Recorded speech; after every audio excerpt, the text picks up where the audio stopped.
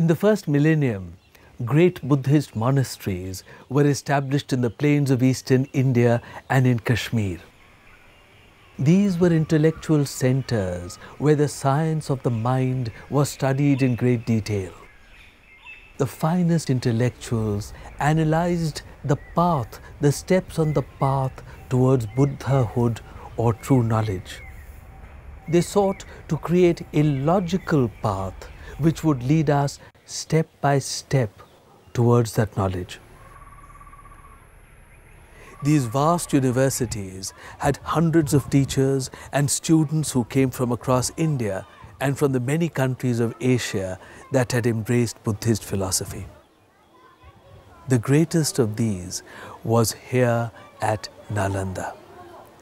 Here there was a spirit of vibrant intellectual thought, a climate of discussion and debate. One of the most important universities in the world was developed not in the medieval West, but right here in India. And here I'm referring to the university consortium of Nalanda, Vikramashila, Somapura, Odantapuri. All of these various universities were instrumental in producing people who were capable of understanding and articulating what it means to have universal knowledge, knowledge that's applicable across cultures and across times. So one's own salvation must achieve through one's own effort. Now, the main obstacle about salvation is ignorance. There are many different levels of ignorance. So logically, the antidote of ignorance is knowledge, not prayer.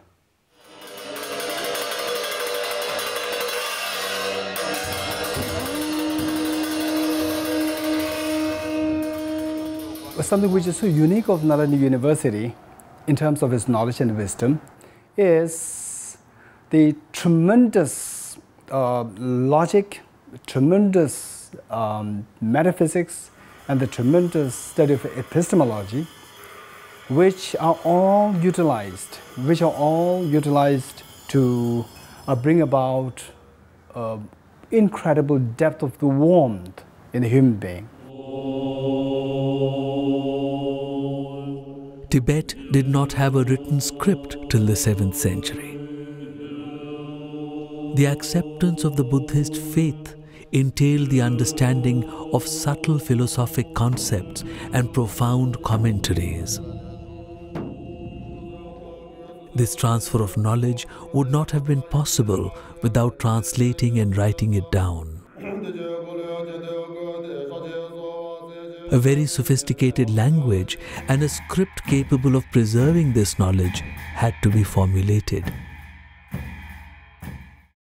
Oh yes, Tibetan language or script is very much copy and very much similar because it's based on one of the ancient Indian script.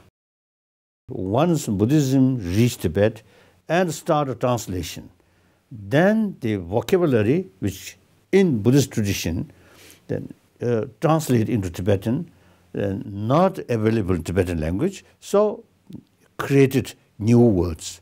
So therefore eventually the Sanskrit vocabulary or Sanskrit terminology and Tibetan terminology go exactly the same. It was in the 8th century that Acharya Shanta Rakshita of the Nalanda University was invited to Tibet to teach Buddhism.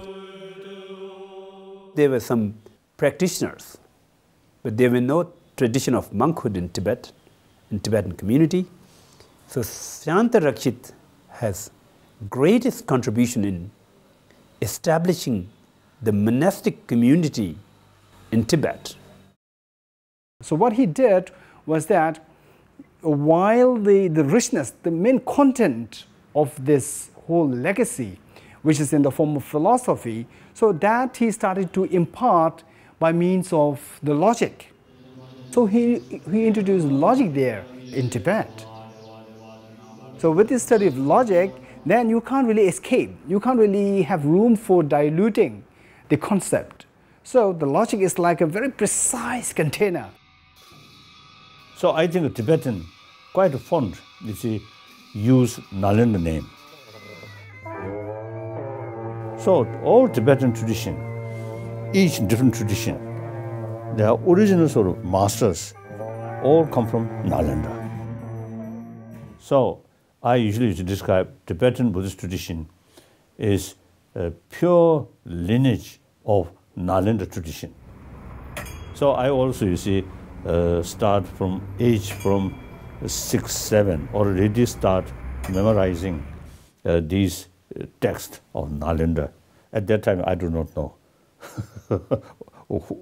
who is the author of these texts.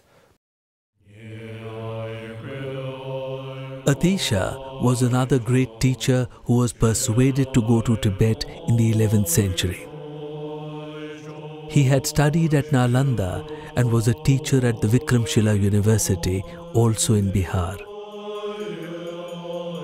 He helped to make the philosophy understandable to common Tibetans. Another very interesting aspect of universal knowledge is that it can be condensed and transported. Atisha was also instrumental in the condensation of this knowledge so that it could be taken out of the university context, perhaps transported into another culture, and then take root. And this is one of the things that happened in Tibet in the 11th century. Nalanda may have produced thousands of great scholars throughout the time. His Holiness Dalai Lama has enlisted 17 leading outstanding scholars of Nalanda monastery throughout the time, and he composed a prayer to all those 17 outstanding scholars. The universities of the plains of Bihar in medieval India had to have been incredible places to be at the time. When you think about the thousands and thousands of monks and scholars that were concerned with the most important things every day, year in and year out, we must understand that there was something incredibly special going on here. We know about a few of the great teachers of the Nalanda University owing to the writings of the Tibetans. What a place Nalanda must have been, and what a great society it must have been out of which all this was born.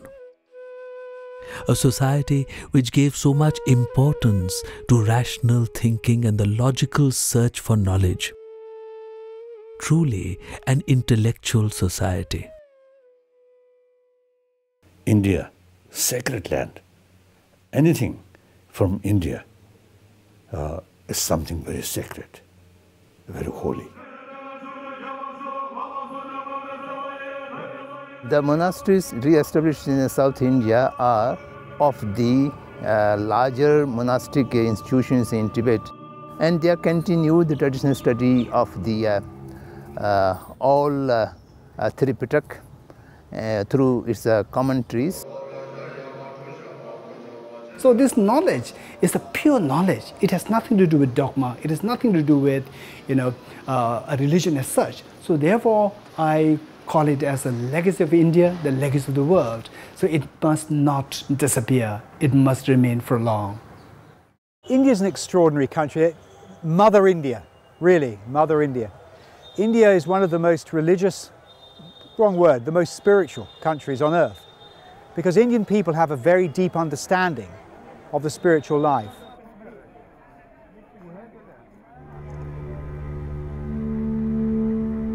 One of the great miracles in the story of man is the spread of ideas across formidable natural barriers of high mountains and vast seas. Ideas do not know political and national boundaries. The ready acceptance of the ideas of life by the people of faraway lands underlies the sameness of human life and the human condition everywhere. Perhaps the greatest example of the travel of ideas is the vast spread of the Indic concepts of Buddhism and Hinduism in ancient times.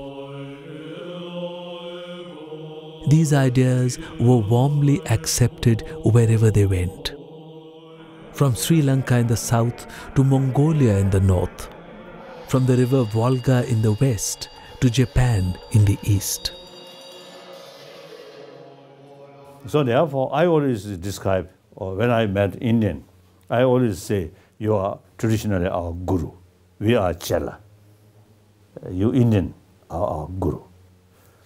Then also I mentioned, we Tibetan, not only Indian gurus Chela, but also quite a reliable Chela. That means in guru's own land, Buddha Dharma, a lot of ups and downs. During this period, we, your Chela, kept throughout, you see, through centuries, we kept your knowledge intact. So we are quite a reliable Chela. So our relation is something very unique, Guru and Chela.